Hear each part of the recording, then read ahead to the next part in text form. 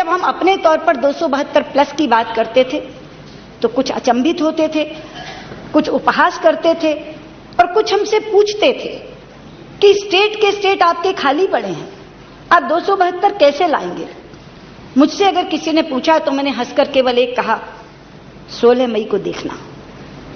और अध्यक्ष जी आप साक्षी हैं, जब 16 मई को चुनाव परिणाम आने लगे तो लोगों ने देखा हिमाचल में 4 में 4, उत्तराखंड में 5 में से 5, दिल्ली में 7 में से 7, राजस्थान में 25 में से 25, गुजरात में 26 में से 26, मध्य प्रदेश में 29 में से 27, छत्तीसगढ़ में 11 में से 10 और जब उत्तर प्रदेश खुला तो 80 में से 73 पाते ही भारतीय जनता पार्टी बहुमत का आंकड़ा पार कर गई। 282 सीटें हमें भाजपा के तौर पर मिली और 336 सीटें हमें अपने सहयोगी दल के साथ। इसके 2 प्रमुख कारण थे।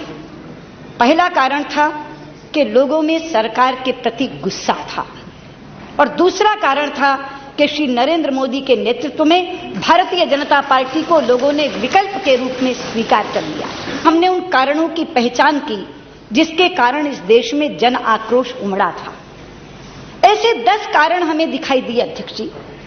पहला कारण था महंगाई की मार, दूसरा कारण था घोर भ्रष्टाचार, तीसरा कारण था घोटालों की भरमार, चौथा कारण था किसानों का हाहाकार, पांचवा कारण था बंद कारोबार, छठा कारण था मंद व्यापार, सातवां कारण था युवा बेरोजगार, आठवां कारण था किसानों से महिलाओं से दुराचार और 9वां कारण था संस्थाओं से दुर्व्यवहार और 10वां कारण था अध्यक्ष जी सैनिकों के साथ सीमा पर अत्याचार। पुराने 5 वर्षों से ऐसे लगता था जैसे देश ठप हो गया है, कुछ चल नहीं रहा था।